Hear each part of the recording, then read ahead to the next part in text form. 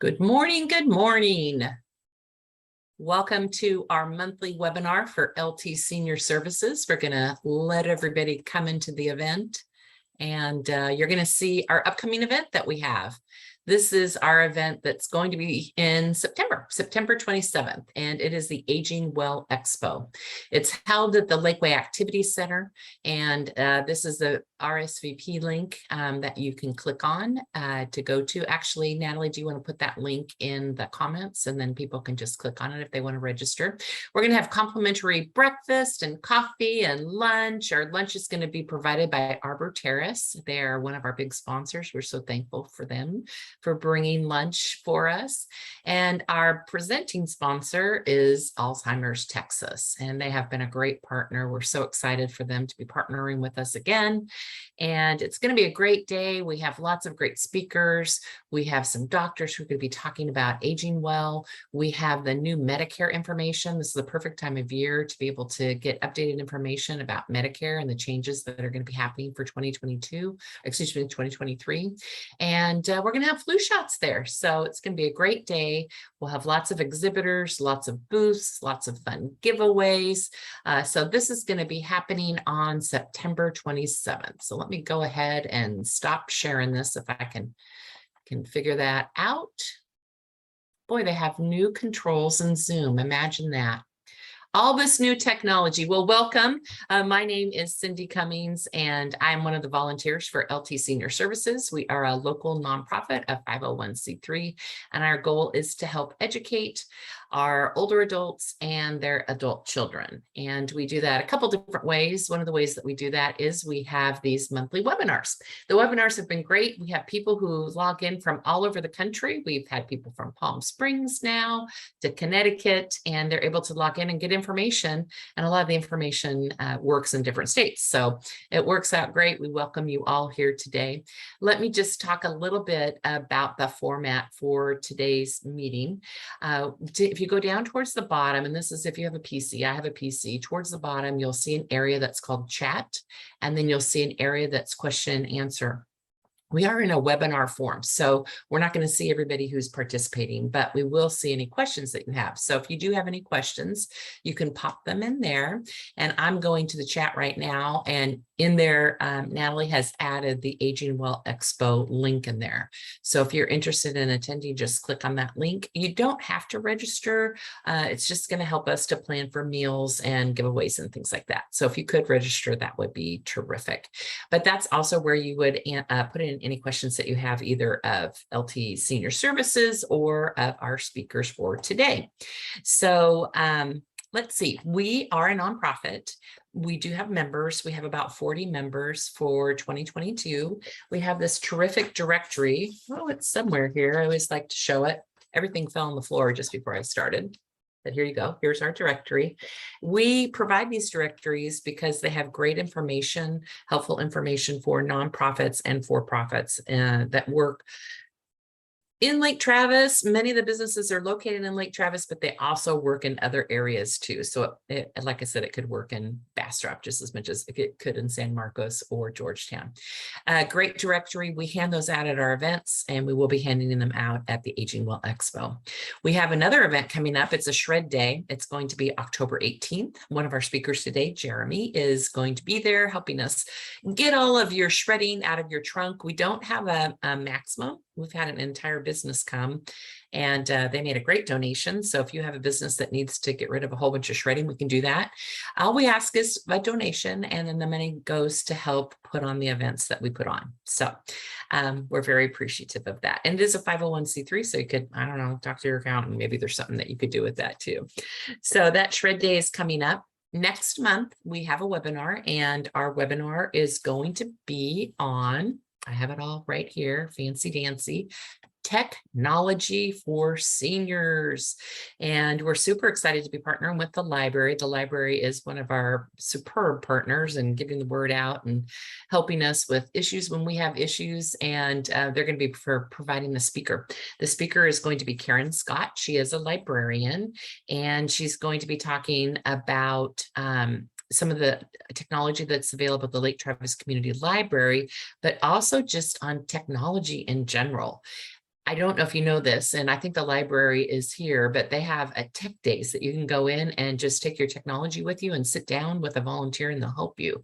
So if you want to know how to get photos off your phone or send photos to people, or you're just having something weird happen, it's a nice way to have a third party person help you and instead of a family member. Sometimes family members get a little short with us. So anyway, the library has been fantastic. And so we do have about 40 members. We have 3 members on our call today that we're going to be talking about senior living, retirement living, and how do I pay for it. So I'll introduce those speakers in a little bit, but if there's anybody who is a member of LT Senior Services and would like to come in and just say, hey, now is the time to do it. Natalie, who do we have? We have Karen from the library. All right. Karen, come say hey. Is it working? Uh-oh. There we go. We're getting there. Okay, Hey, sorry Karen. about that. No worries. Hi, how are you guys? Thanks for having us. Awesome.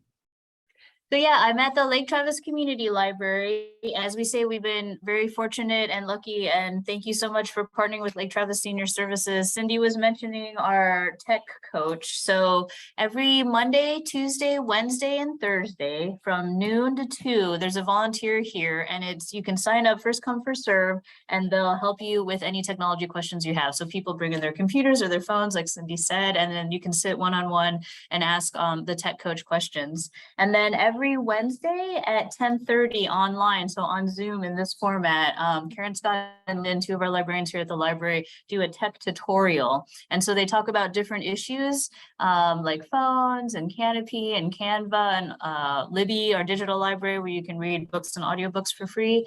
And so they talk about that for about an hour, and you can ask questions also. And they love getting the feedback from that. Part of the topic that they'll cover on the tech tutorial is usually, they determine that from suggestions from the people who attend. So, but Karen Scott's looking forward to doing the talk here on the seminar also. And then the library still has events, either online like this or hybrid, like in person and online, or just in person. So we're having music twice this month in August, on the 12th and the 26th at 3 o'clock at the library also. So we're slowly trying to get back into things that we were doing before the pandemic, or just, having people in the building. But thank you so much for having us, Cindy. Absolutely. It was so nice to see you a couple of weeks ago in person. I don't even know how long it'd been since we'd seen each other in person. So it is really nice to get back in person. Our intention is to be in person next year at the library. So we're just trying to figure out a day that works for us. But the webinars have been great, but we really do want to get back in person. When we go back to the library, our intention is to do a hybrid kind of event. So we'll still offer them in webinar format, but we want to get back and see people. We like being with people. So Karen, thank you so much. And we'll see you next month where we talk about all things tech for seniors. Appreciate it. Thank you. Thank you. Natalie, is there anybody else?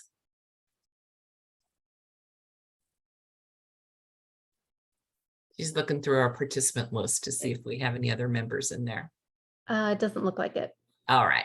Okay, so without further ado, I'm going to introduce our first speaker. So Debbie, come on in. Debbie Douglas works with Oasis Senior Advisors. They are one of our members, and she works with John Brown at Oasis Senior Advisors, and she has for about 18 years. Oh, you've worked in senior housing for 18 years. That's all, just 18 years. No knowledge at all. Hospice and in memory care dementia. She also does volunteer work with veterans for the past years as well. So Debbie tell us just a little bit about Oasis so that people understand what Oasis does for older adults. So Oasis is an advisor locator type of service. And what we do is we are a free service that links individuals and their families to long-term or senior housing communities.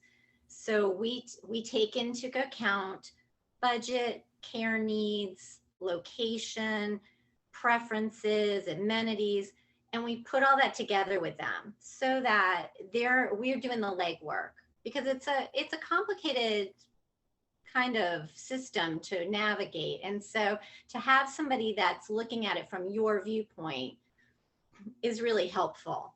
So that's what we do. And we connect to a lot of different resources as well. So somebody decides, hey, we really need home care, or hey, we need some financial assistance with something. We definitely connect them to experts in other areas. Mhm. And your service is free to Yes. the older adult. So your services are actually paid through the companies that you refer them to. Is that right? The communities, The yes. communities. Mhm. If they go into a community, then the community pays us a fee. So one of the things that I have found you to be really helpful with is I'll have a client, a lot of times it's the adult child, and they say, I need to put my parent in a nursing home. And I'm like, wait. There's probably other alternatives, but they don't know. You don't know what you don't know. And so then I'm able to connect them to a company such as yours so that you can kind of walk them through, hey, at this point, they're independent living.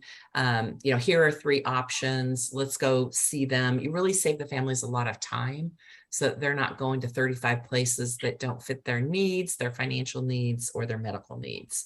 So you really save families a lot of time, is the way I look at it.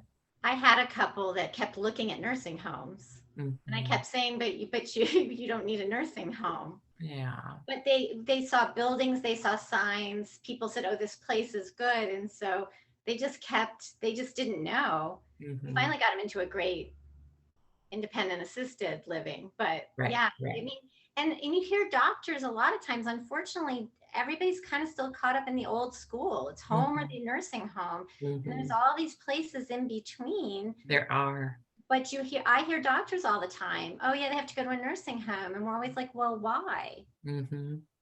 Well, nursing homes are a lot more money. So let's just start at the very beginning. And we're just going to talk for like 5 minutes about this to kind of set the stage. So before we can talk about how to pay for things, we need to understand what things cost.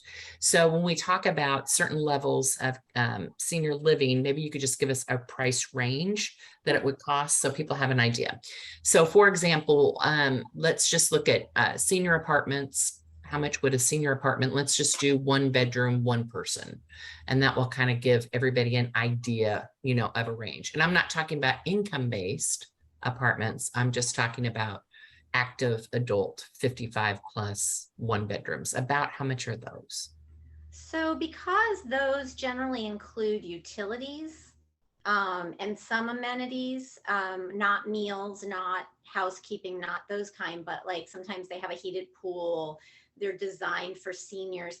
They tend to be a little more expensive than a market rate regular apartment. Okay. So a 1 bedroom, 1 bath might be anywhere from 1,500 to 2,000, depending on the size, the location in the building, that type of thing. A lot of it has to do with geography too, because for me as a real estate agent, I know the farther I go out from the center of town, the less expensive in general it is. In general, except there are like pockets now of very popular areas. Mhm. And so those can be almost as much as some, city. So it does just depend. And we do help with that as well, even Mhm. as an extra. But yeah, I would say you're going to be under 2,000 a month. Okay. Um, Probably closer to 1,500 for a 1 bedroom, but it's just more geared to seniors. Got it. So now if we go a level above, so independent living is going to have everything that the senior apartment has, plus they're going to have meals, transportation, housekeeping once a week, Activities, like a more lot. activities. Yeah. Mhm. So what would a 1 bedroom independent living, just give us a range. It doesn't So have to be. that can go between, let's say, 21 or 2,200 in some of the ones that, and I want to also preface this. Every one of these offers specials and different things Mhm. over the course of each month. So Mhm. you could lock in something that's $500 less a month because they have extra units right now and that's their special. So Mhm. don't be afraid to ask. I always say that. Do not be afraid to ask that question. Are you running any specials? Because it could Mhm. save you some money. But So, and it's normally based on occupancy. So if their occupancy is low, they're more likely to offer a special. If they're almost at 100%, then they're not going to offer a special. exactly. Or if they have a couple units that don't have the best view or don't have Okay. if you or your loved one doesn't really care about the view Mhm. or can walk down a long hallway or whatever that is, you could get a deal just because there's a unit that's not as popular. Got it. So yeah. what's the range for independent 1-bedroom? So 1 bedroom, 1 person, because they have an extra person fee, of course, Mhm. because of meals and the amenities. I would say is anywhere, the lower cost ones might even be 2,000 ish to, it could be 4,000 at a very fancy Mhm. place, even though it's only a 1 bedroom, 1 bath. Mhm. So, and some have different sizes of those. So some might, a studio might be bigger, just not have the walls. And that could be, they could consider that a 1 bedroom for 2,000, let's say. Mhm.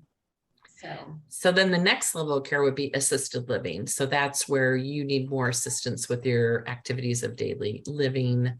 And I know that you get into a whole spectrum and you have add-ons and all of that. So, but just in general. So in general, the base price of that is generally more because you have caregivers that are on staff. Even if your loved one or yourself, you don't need that actual care.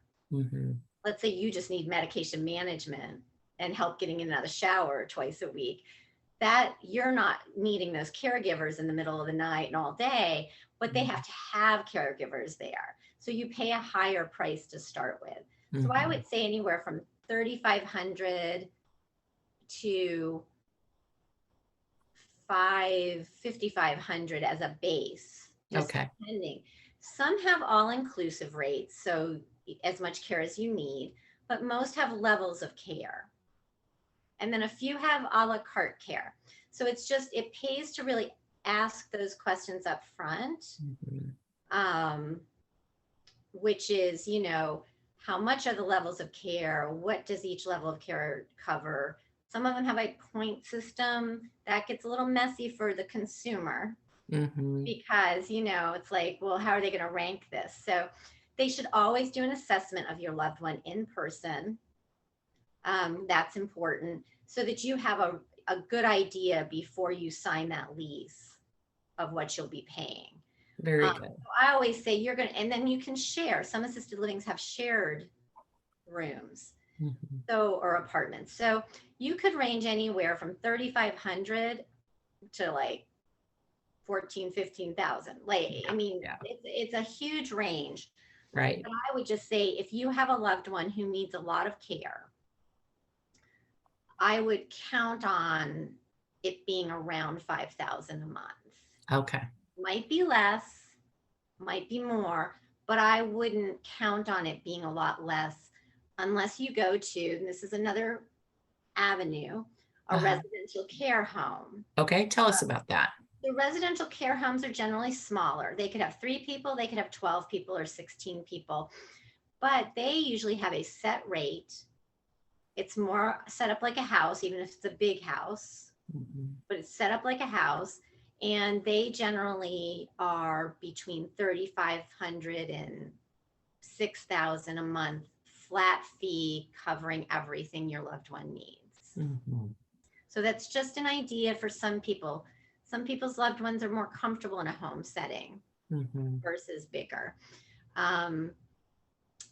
And, knowing the staff has consistently been the same, the owners are operating it, so they're on staff. There's places where the owner is a nurse or a doctor, Mhm. and they're there, at least Monday through Friday, 8 to 5. So Mhm. that's just, those are things, it's something to consider that might be a little less expensive or at least might meet the need better. Excellent. Thanks for bringing that up. I hadn't thought about them in a while. So then we're to memory care. So typically it's all inclusive for memory care, right? Typically, once in a while, you still get that outlier that's gone back to level of care or keeps doing it. But generally, it's a flat fee. I know some that will do a shared room for 4,000.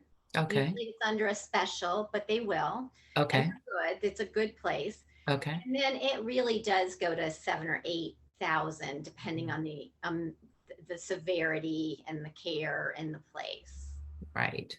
Then how about nursing? When you talk about nursing home. The nursing home is very rarely less than 6,000 a month. There's a couple out there, Normally they're closer to 9,000 a month and above. Okay. They bill by the day.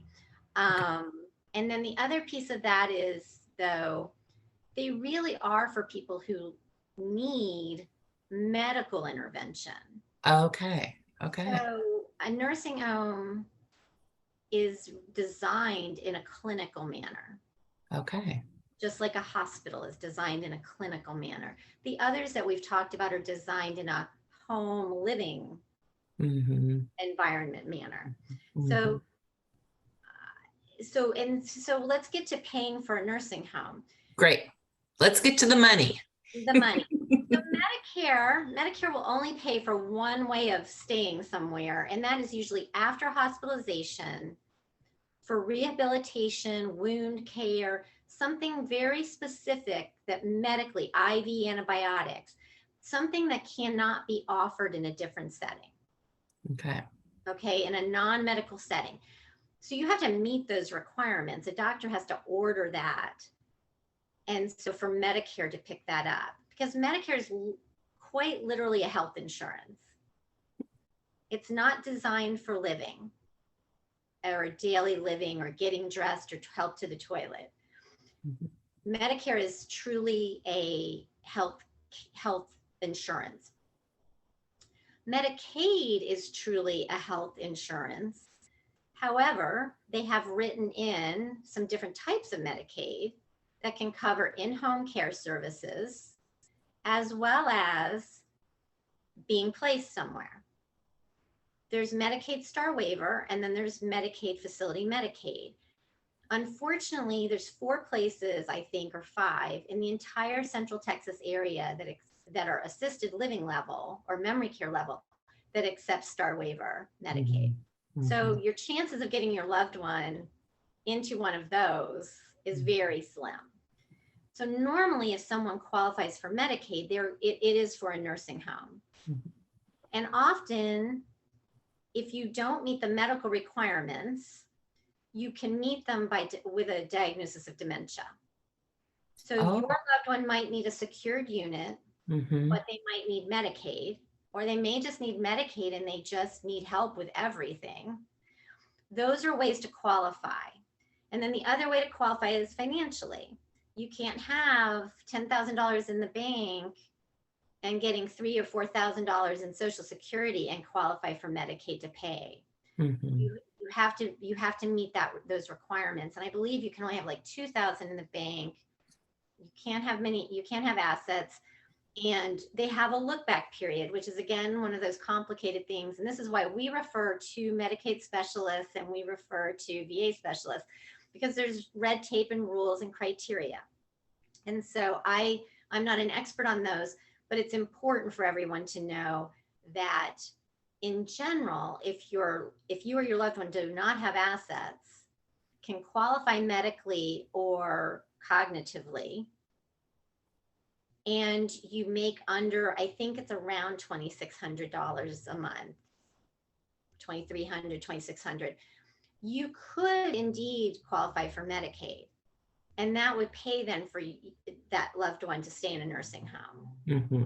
long term.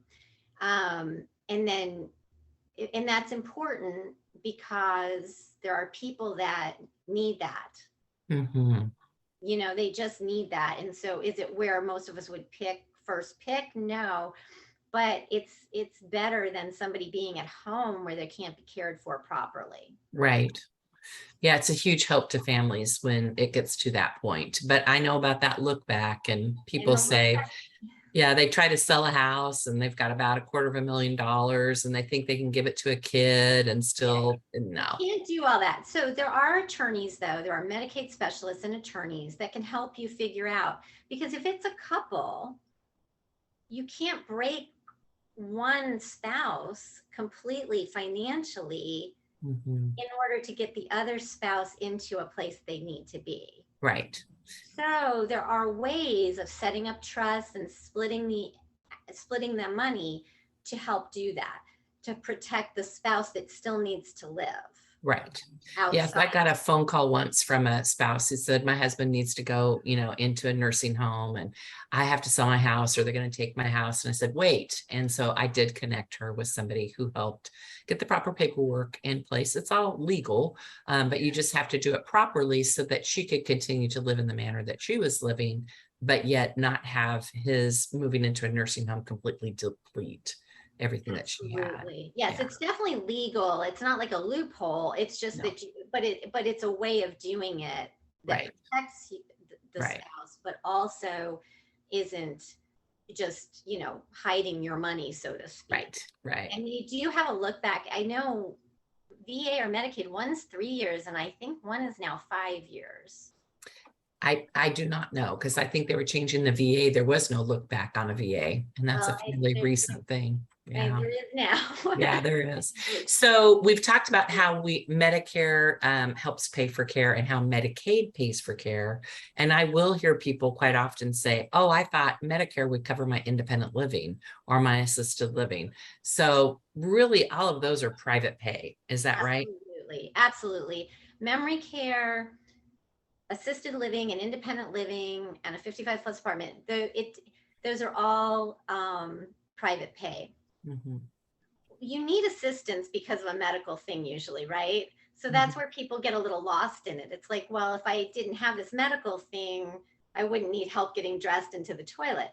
This is true, but your medical insurance just isn't designed for that. Right. So when we think of Medicare and regular Medicaid, we have to remember that it was designed for your doctors, your medications, your treatments, your testing, true medical. That's a good way to describe it, if you just think about it that way. So we're kind of in a conundrum, right? Because now we've got all these expensive potential places that we want to live. There is one product, though, that I've had clients use, and that's the Veterans Aid and Attendance. Yeah. So tell us how that works or what you know about that. So aid and attendance is great. Again, you have to have specific service dates. You have to fall into those years of service. You have to have, but there's benefits both for a surviving spouse as well as for the veteran themselves. So there's some leeway there. For the surviving spouse, it's less money per month that they'll contribute, but it can make the difference. If somebody's getting $3,000 a month in Social Security and they can get $2,000 a month with aid and attendance, they can now possibly go move into a place that meets their care needs. Right. Again, rules and regulations, criteria that have to be met, a look back period about your finances, but it is definitely something that anyone who's a veteran or whose spouse was a veteran should be asking about. And we can always connect to people who do the Veterans Aid and Assistance, right, as well as people who do Medicaid specialties. And we also can connect to Medicare specialists just so people understand better. So we connect to all of those things. Natalie, would you put Debbie's info in the chat so people can see that? Actually, put the other two speakers in there too, so that they'll have them. But with the Veterans Aid and Attendance, it is really important to hire a professional or work with a professional because they only allow you, I think, to apply one time a year. So if you do your application incorrectly, you have to wait a whole year. And yeah. But the Veterans Commission has officers that will help you. Yes. There are also, we have one it's kind of online, like by phone and online, and they're like $100 total. There's some nonprofits that do it for a little bit less. So you don't need to spend hundreds and hundreds of dollars to get that help. Correct. That's an important piece of that. You can get help for $100 or less. Yeah, we've had some good luck with some of the veterans offices, some of the smaller outlying. I know Taylor had been real responsive in the past. I don't know how they are, but you don't have to go to the county that you reside. You can, if you're a veteran, you can go to any county. But oftentimes they can at least tell you if it looks like you would qualify before you even go down that road. And there is it's retroactive, so that's nice too. In that, you know, if you apply now, it could be retroactive for any costs that you're currently paying. So there's some real benefits. I've had several people who have been able to move into a senior living community. They wouldn't have been able to without that benefit. Is it, how much is it for the veteran alone right now? Do you know that number? I don't I'd have have it to in look front of me, but I'm gonna say it's a little over 2,000 a month, I think. And then if you add the spouse, I think it's like 24-ish. Yeah, if you don't get both at the same time, you get, Right, if, and both people need to have assistance right. in order. And then for the spouse, it used to be like 1,200, 1,300-ish. I think it's closer to 15 now. Oh, good. Okay. But And we can look those up when we have the other Yes, speakers. I can also, we have flyers. I can always email them to people. Okay, great. So we're going to have your contact information in the chat, and so people can reach out directly to you. I think we wanted to just set the stage for what the costs are so that, oh, what was that? Yeah, I'm seeing somebody saying somebody's charging thousands to help you complete those applications, and there are some attorneys who charge thousands. right, but So, you don't need that. Yeah. I'm here to tell you that unless you're trying to build a trust or do something like that, Mhm. I can link you to social workers or specialists that don't charge like that. Right. But if you are trying to do, because you can set up a trust, Yeah. and it does cost more money. And so that would be one, But just yeah, if one way to do trying it. to get the applications in and figure out the criteria and stuff, Yes. absolutely, we can get you help that's less expensive than that. I'm glad that somebody wrote that for us. Yeah. But I can see why, because it is a little bit more complicated. But there are volunteers out there who want to help veterans get this benefit. I'm really passionate about it because they've earned it, and they think that because they weren't an officer or this or that they wouldn't qualify. But really, the criteria is pretty clear. I mean, active during wartime, honorable discharge. What else? I tell people all the time, it's the best kept secret, It is. because really literally is. people are like, well, I get disability or I get benefits or I Right. get pension. And I'm like, yeah, this is a whole different world. Right. This is a different thing. Right. Okay, so I think we've set the stage well. Is there anything that we've forgotten that you think in regards to paying for care that we should bring up before we bring in our other speakers, or? The only other thing I would say is that subsidized housing. Okay, yeah, I just want to say that, they again have stringent guidelines, or there's some sliding scale senior apartments, but they almost always have waiting lists. right. So the sooner you get on a waiting list, the better your chances are of eventually getting in. So it could Yes. be a year, it could be a year and a half, it could be 2 years. And so a lot of times people just kind of throw up their hands and go, oh, it's too long. But you've got to have something eventually. So I just always tell people, if you need those lists, it's a hard process. You're going to make calls and put yourself on each list individually. Nobody can do that for you. But I can honestly say that it does help many, many people who really cannot afford. Mhm. Well, there are some beautiful communities, gorgeous, and a ton of them being built. And they're Georgetown and, all different areas. I don't think they charge to go on a waiting list either. So you might as well get on 5 or 6 of them and, Yeah, get on as many as you can. So Yeah. it's most available. So that's just something I want to put out there in case I anybody's appreciate that. like, well, 1,500, you got to be kidding me. All right, so I'm going to bring in our other speakers, and Jeremy and Ray, if you will come on in, and Debbie, please stay on because I know we're going to have more questions for you. Jeremy Self is a financial advisor with Edward Jones, and Jeremy works to understand what is most important to his clients by using an established process. Then he partners with them throughout their life to help them reach their most important goals. Jeremy is married to Ashley, and they have 5 kids. They enjoy spending time together, working out, watching their kids play sports, and relaxing on Lake Travis. Welcome, Jeremy. Thanks for having me. How many kids in the house now? Did you have another one go off to college, or? Yes, yeah, we've got now just 3 at home. We've got Okay. 2, 1 in college, 1 in career, and 3 at home. All right. Yes. You're going through all those life changes. You seem so young to be doing that, but welcome. Ray Daniels, Ray J. Daniels is a native Texan with 40+ years in mortgage banking. He has been focused on reverse mortgage loans for the past 5 years, and Ray enjoys helping seniors to realize their dreams in retirement. He graduated from the University of Texas with the BA and got his law degree from the University of Houston Bates College of Law. He is the former president of the Texas Mortgage Bankers Association. And everybody here is a member of LT Senior Services. So we're so happy to have you on the call today. Ray, I thought I'd just start with you. Debbie kind of set the stage for, okay, we need private money to pay for this care.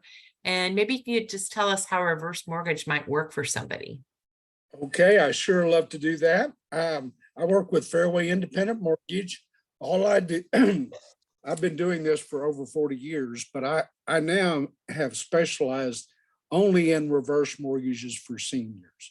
And as it relates to how to pay for all these services of a spouse who's in need of these services, the key to the whole thing is, how do I get access to the equity in my home to use it while I'm still alive?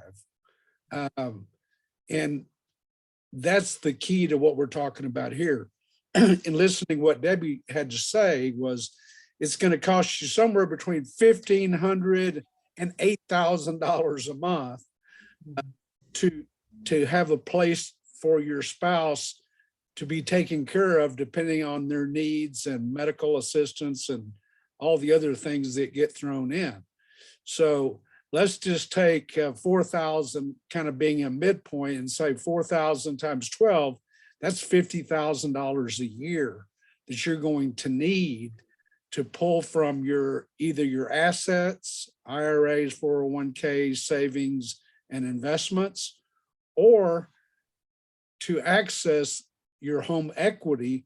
If your home is free and clear and you own a house that's worth, let's say, $500,000, we as a reverse mortgage lender can give you actual cash access to about half of that equity. So let's say 500. So we would be able to give you some cash and up to a grand total of $250,000 in the form of a future line of credit that you can access to pay those monthly fees to the different housing options that you may need for your spouse.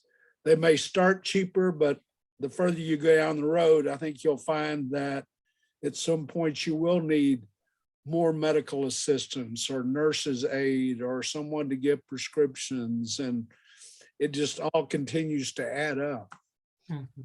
Really good news today is seniors that own their own home today have more equity in their homes than they've ever had in the history of the world. Early, especially in Austin, Texas, equity in, the growth in the housing values over the last 5 years, homes have literally doubled in value. So home used to be worth 300,000, now it's worth 600,000 or 700,000. We're just using that as kind of a forward blank check to be able to say, okay, I'm going to set up this line of credit, and whenever you need it, you've got it there to use when you do need to make that monthly payment.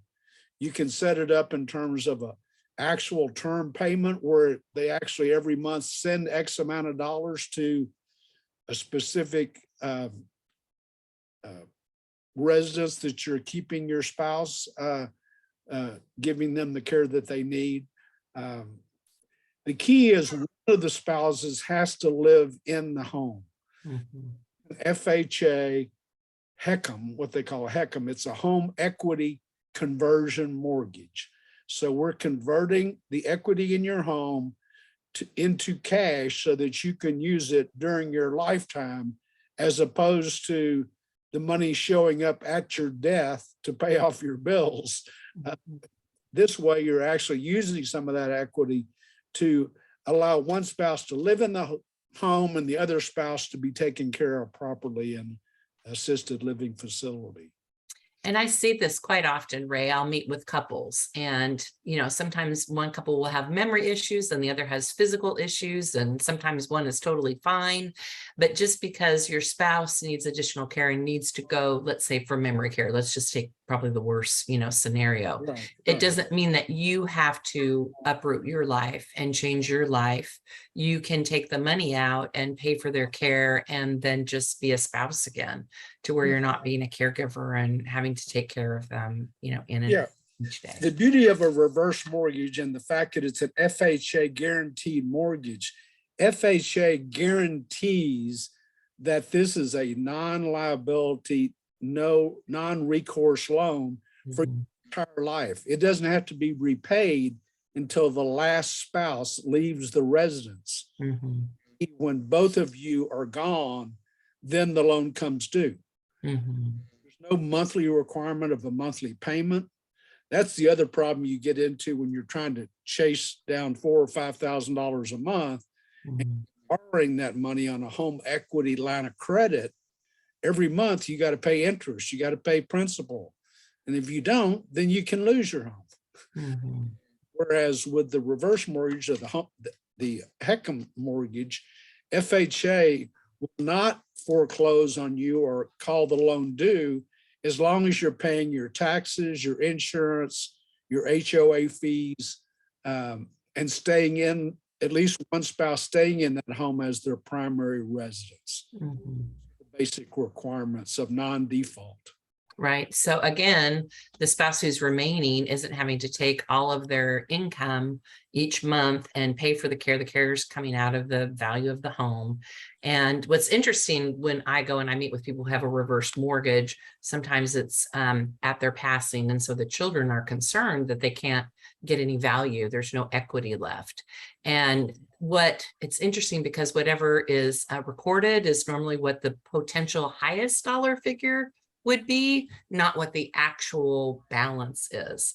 And so I've met with people when they're like, well, it looks like on the, deed and other information that my balance is 600,000 when really the balance is only 400,000. And so Right. they've got a gap of 200 that will go, the proceeds will go to the loved ones. Yeah, So, the heirs always get the equity on a reverse mortgage. right, Bank doesn't get your house. Your house is in your name and your wife's name. Because in Texas, you have a homestead. So both the husband and the wife are protected in that home. So the fact that one has to move into assisted living facility, maybe it's temporary. Maybe right. they move in for 12 months, 18 months, and then they get better and then they can come back home. Right. That would be the ideal situation. I won't say it happens all that often, but Yeah. I got a reverse mortgage on my house last year because I wanted to protect my spouse long-term, that she's a little younger than I am and she will always have a place to live and Mhm. take care of my kids and or grandkids if that ever's a necessity. Mhm. So not only am I protecting her in life, I'm protecting her once I'm gone, that she'll have a place to live without having to make a payment on a house. Right. Right. Makes a huge difference. Yeah, And you it does. can take the money from a reverse mortgage and you can do lots of fun things, and we're going to talk to Jeremy in a minute, but you could take money from the reverse mortgage and you could buy financial products too that could help. Yes, someone absolutely. You financially. can buy life insurance. Mhm. Jeremy was speaking earlier. A lot of the life insurance policies today have the long-term care rider that are part of that policy. I have a long-term care policy that's strictly long-term care, but it's way too expensive for what you get. Mhm. So anybody who has those, they're not such a great policy anymore. All the newer policies where you can take some of that life benefit and convert it into, using it monthly to pay for long-term care make a whole lot more sense than, I was paying, I think when I finally cut it in half, I was paying something like $4,000 a year for me and my wife for a long-term care policy. Mhm. Break you pretty quick if you Mhm. have income coming in. So I reduced toward my benefits a lot less. So I've just got to kind of a portion of it covered.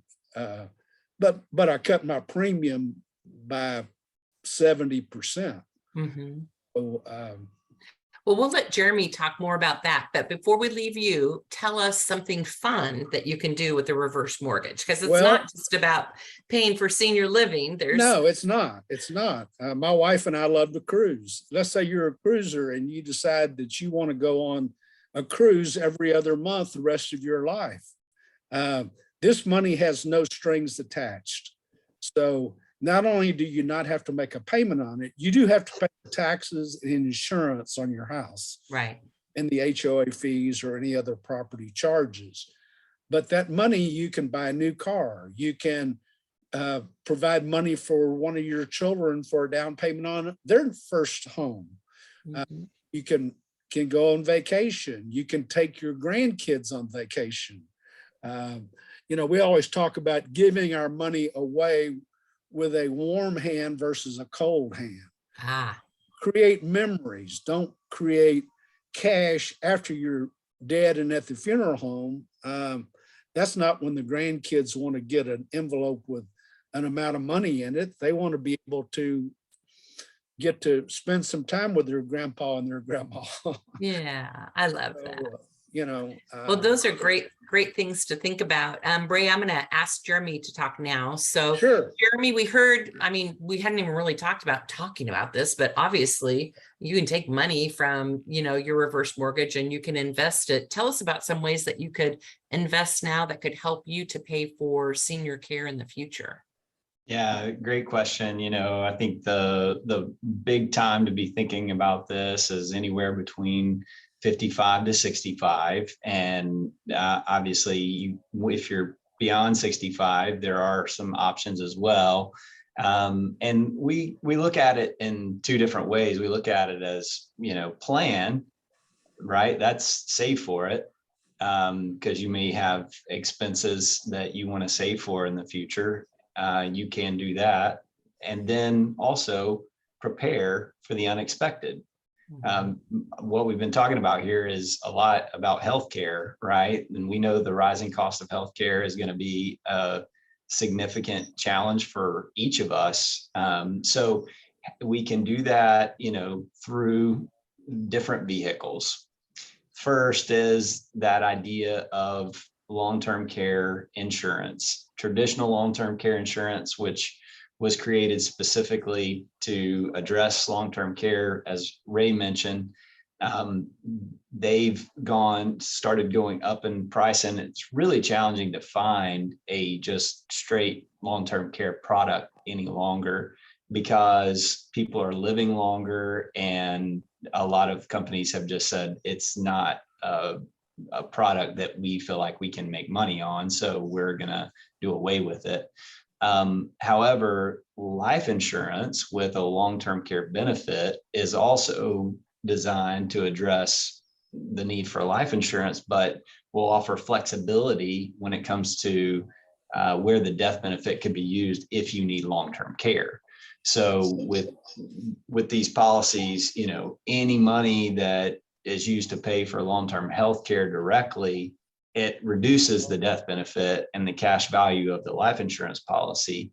And sometimes there's fees for covering this additional coverage, but whether you decide to prepare for the cost by saving for them or insuring against them, it's important to keep this time frame in mind as you consider your options. So another possible product that you may be interested in is an annuity. We never recommend that you have more than 30% of your total assets in an annuity. However, right now, the benefit of rising interest rates is annuities are offering guarantees on their interest rate. So I know one of our partners has an annuity that has a guaranteed 7%, step up every year, which is pretty fantastic. So that's today. Who knows what tomorrow will be, but that annuity could be with an income rider that could provide that income source for life, just as Ray was talking about. And then, a traditional product that may be a possibility to provide income tax-free would be municipal bonds. Municipal bonds right now are paying a higher interest rate than they were, 6 months ago. And that could be a product that could be purchased that, definitely could meet that need of income. And the fact that it's tax-free is very helpful. So yeah, those are a few ideas and depends on your risk tolerance and your financial situation, as to what we might recommend. So. Well, sometimes my head just goes spinning, spinning, spinning. I think that for many people, they just need to sit down with you and just kind of lay it all out and tell you what they got. And then you can add in and kind of supplement to what they currently have. But those hybrids sound interesting in that you could use them for both things. And that seems like something that's fairly new. How long has that been around for? Yeah, it's probably been in the last 5 or 6 years. I know for our company, we stopped offering the traditional long-term care insurance in December of 2020. So Okay. that it's very recent. And then these hybrids started picking up steam. So Great. Well, just to divert just a little bit, what kind of documents should you have if you want to leave a legacy for your loved ones? So as a financial person, I know you're probably like, oh, they have all this stuff, but they don't have the right paperwork. What kind of paperwork do you need? That's a great question. When you're thinking about life preserving, life prolonging measures, you're thinking about these types of care, but you may need a living will or an advance directive in that situation. And depending on, what state you're in, I don't know if we have folks outside of the state of Texas, these documents may express what you want, but wouldn't want anyone without authority to make those decisions for you. And then other, things like a healthcare power of attorney, financial power of attorney. These are all documents that are put in place in the event that you're incapacitated, that you can't make decisions on your own, and that someone, at least that you feel comfortable with now, has the ability to make some decisions on your behalf. So yeah, very, very good question. Here's a hot topic. What are your analysts saying about current market conditions? Because it is crazy out there. That is a really good question. And I think that, when it comes to the market, we're always going to say that time in the market is better than trying to time the market. But as we look at specifically what our analysts are saying, we know that equity markets have rallied about 13% since mid-June. And that was our lows. And, there's been some controversy about recession. Are we in recession? Are we not? The key drivers and the key metrics that determine whether or not we're in recession have mixed signals. So our analysts are saying we're technically not in recession. And so we've had reduced recession fears. We're hoping for the Fed to pivot and lower bond yields. And with last week's outsized job gains suggesting that the Fed has to stay aggressive in its fight against inflation, additional near-term momentum for this rally may be difficult to achieve, and markets could be entering a choppy phase in the months ahead. So we believe the worst of the valuation declines might be behind us, and corporate earnings are proving more resilient than recently feared. But despite some of the recent disappointments in the tech space, 75% of the S&P 500 companies have reported results that exceeded analyst estimates, which is about in line with the historical average. So pretty good news. Good. Well, Ray, I didn't ask you this. What are the tax advantages of using a HECM line of credit to fund nursing and other in-home care help? Oh, you're on mute. Now I'm off mute. Can you hear me now? I can hear you now. Well, the key to a reverse mortgage proceeds is that equity in your home is stored value that you put into that house by making 30 years worth of mortgage payments. Okay. So what you're doing is, in essence, taking your money back out of the home you've deposited it into. So all the proceeds of a reverse mortgage are tax-free as it relates to IRS. Oh, wow. So that makes it a great choice for Mhm. using that money Mhm. versus going and taking it out of an IRA where not only are you going to pay a penalty because the market is down 15%, but you're also going to get hit with an income tax bill in the form of a 1099 on the money you withdraw from that IRA or 401k. Mhm. And where that can get dangerous is if you drive up your income bracket. At some point, not only are you paying more taxes, but it also triggers a higher monthly Medicare cost. Oh, Everybody pays, let's say, $170 a month for Medicare. But if you hit a certain level in income, your monthly Medicare expense can go up to as high as $500 per month plus. I didn't realize it was based on your income. I thought it Yes. was based on the product that you bought. No, it's actually depending on how much you make per month Okay. on your tax return determines how much of a premium you pay on your Medicare premium for health insurance. Wow.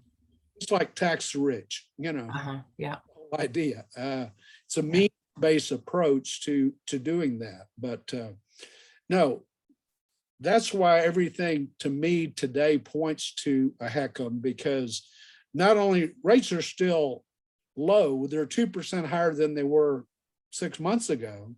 Mhm. They're still, right at 5%. Mhm.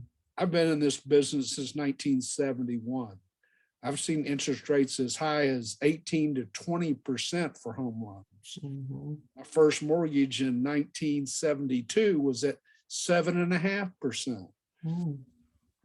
The poor little children of today that only have to pay 4.99%, and they complain about that.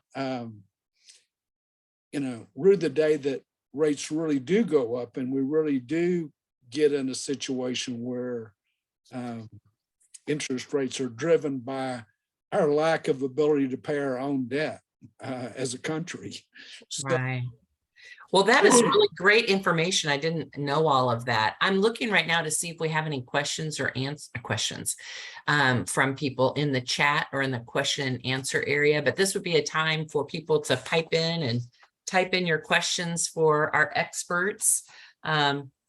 I didn't know that it was based on your income. That's how much your Medicare cost was. I get to learn something new every time. yeah, the higher your income is, the higher percentage of your Social Security gets taxed as well on the Social Well, Security that side. makes sense. Yeah. Yeah. Yeah, like in most cases, people, if they make more than $44,000 a year, they're gonna get 85% of their Social Security taxed as ordinary income. If Okay. they make more than $44,000 a year, which is a pretty low bar when you think about it. Yeah. So What were you going to ask, Debbie? So for a reverse mortgage, does it only apply to a house or a condo that's already paid off? Or No, great question. yeah, for no, partners to have equity? a reverse mortgage can be used for one of three ways. It can be used to upsize or downsize your home. If your spouse is going to move into assisted living facility, you don't need a 4-bedroom, 2-story 4,000 square foot house. You can sell that house, put all the proceeds in the bank, and then go buy a new smaller home with a reverse mortgage. So let's say I sold my $600,000 house that was free and clear. I put $550 in the bank after expenses. I go find a $400,000 house. I put $200,000 down, get a reverse mortgage for $200,000, and I have no payment the rest of my life. And yet I've only used 200 of that 550, so I still got 350 in the bank. But I guess Debbie's question, this is a question I get too, is you have to have so much equity in the house. So you can't, Yes. if your condo's worth 400, you don't get 400. Typically you get half, is half? Well, it's actually a little less than half now because rates have gone up. Okay, When rates were 3% or 2.99 6 months ago, you were actually getting a little more than half okay, of the Okay. value of the house. Today, it's probably more like 45 to 47% that you're able to get as a 72-year-old. These loans starting at age 62. So the husband and wife in Texas both have to be 62. okay. I closed a loan last week. The wife was 92, the husband was 88. So, you know, it's all over the board, but the key is the older you are, the more money you can borrow, which is kind of completely reverse of traditional thinking. You know, if you're 92 years old, we're probably going to lend you about 70% of value because you should have already been gone. Mhm. So therefore you can't accrue any more interest if you're already gone. Right, So we're going to give you more of your money, right. the logic. But Yeah, when I meet with someone who wants to stay in their home, their spouse has died, they were getting 2 Social Security payments, let's say, for example. So now one spouse has passed, and so they can't afford to stay in the home. The first thing I talk about is you don't have to pay your property taxes. You can arrange with the county, and you can make it be that you pay your property taxes when you sell your property. That's the first thing that I try, if that's enough money. If that's not enough money, then you have to talk about doing a reverse mortgage, because then you don't have a payment. So right, then you don't have to worry about a payment at all. I mean, that could be Yeah. the difference. So yeah, the tax deferral, I think the interest rate the government charges is 8%. yes, it is 8%. So you don't pay your taxes, they accrue to, they are in essence a reverse mortgage. They are a lien against the property that grows annually by 8% on the unpaid portion Mhm. taxes that you don't pay. There are also some plans where you pay 4 installments every year, and there's no charge for that. So I would recommend that. Mhm. Once you get a reverse mortgage, you can't take advantage of those because that would be a second or third lien on the same property. Right. So you're not allowed to do that. But no, the key, I think, going back to the question that Debbie asked, I get a lot where the people owe $100,000 on a $600,000 house. So I pay off the $100,000 and I give them 200 more thousand. So I give them a total of 300,000 against a $600,000 value. I pay off the 100,000. They no longer have that payment. That payment goes away forever. They never have to make another payment. I also give them $200,000 in either cash or a line of credit to be used at a later date. Mhm. So we can make a reverse mortgage as long as you don't, if the house was worth 600 and you owed 450, then you're out of luck Right. because I can't loan you 450 against 600. Right. So you need to owe 50% or less, or be in a position to bring enough cash to closing to get rid of that first lien mortgage. But it's worth it to bring the money because you never have another payment the rest of your life. Right. Yeah, you can really make that Social Security payment go a little bit further. Hey, Absolutely. we have a question here. Somebody's saying, if you don't have a mortgage and you apply for a reverse mortgage, how is the value of your home determined?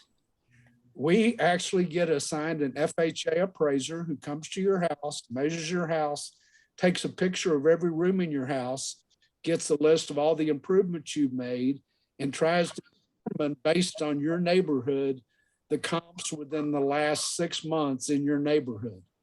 And they obviously come up with a price per square foot average on the sales that have actually closed. Mhm. And that's what we use to determine how much we can earn. That appraisal. The appraisal, your age, plus the interest rate determine how much money you can borrow. Mhm. Those 3 factors. Great. Well, I'm looking for any other questions and answers. This is also a great time. Debbie, was there any closing comments you wanted to make? Something that you didn't say that now you wish you did, or? No, I think I covered everything. I think, Jeremy, I have a question for you too then. So for the life insurance hybrid that can cover long-term care costs, do the premiums for that go up with age, health? Like, do you know what I mean? Like, can you speak to that just a little for some of us? Yeah, great question. So we always say you buy life insurance with age and health. So the initial premium will be based on where you are right now. And then, but as time goes on, premiums don't go up like as Ray described, as he's gone on, then it's gone up. So that's not true for that hybrid product. So it goes up for inflation, right? I think like your payment might go up for inflation each year, but it's not going to change if all of a sudden you have cancer or all of a sudden you have dementia, or Correct. you're kind of locked in. Right. Yeah. Yeah. And what a lot of people do is they do a lump sum. So they'll put $100,000 in this policy, and then they're guaranteed, that they're going to be able to have a 4% return or whatever it is that they've, their contract is based on, that they'll be able to get that during long-term care.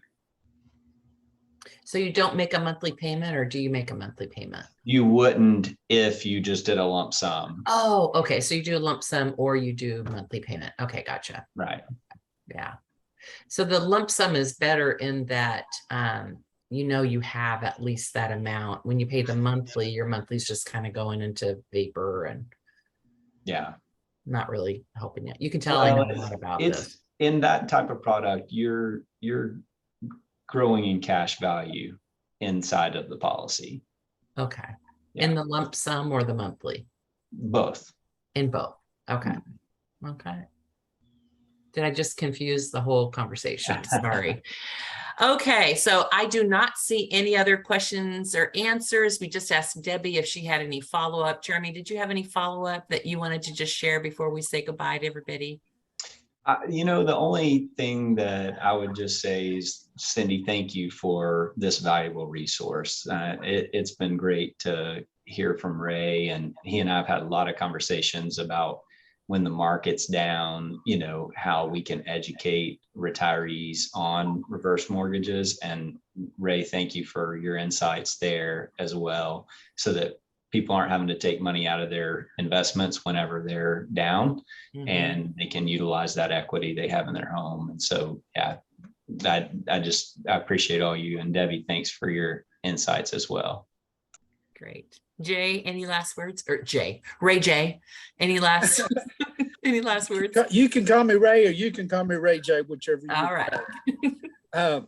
The key is that all 3 of us, Debbie, Jeremy, and myself, we're here to help seniors. We answer questions all day long, every day, free of charge. So if you have a question, pick up the phone, call, email that question. We'll be glad to help you and try to put you on the right path, whether it's on one of our products or not. Reverse mortgages aren't for everyone. Right. But they're for probably 80% of the people, because inflation's killing seniors right now. I mean, it really is. And, hopefully they're going to raise the Social Security, the annual monthly Social Security benefit by 9 to 10% for next year. That's the outside rumor, but it's determined on a separate date in September or October. I can't remember which, when they actually nail it down. We got 5.9% last year, and we're assuming we're going to get another 10%. So that's a big jump. That when you helps. consider- That Yeah, helps it a helps a lot. lot. Helps a lot. Well, thank you, everybody. We appreciate you. And we'll see everybody next month where we talk about technology with the Lake Travis Library. See y'all later. And we'll see you at the Aging Well Expo. Yes, see you there. Bye. Bye, All right. guys.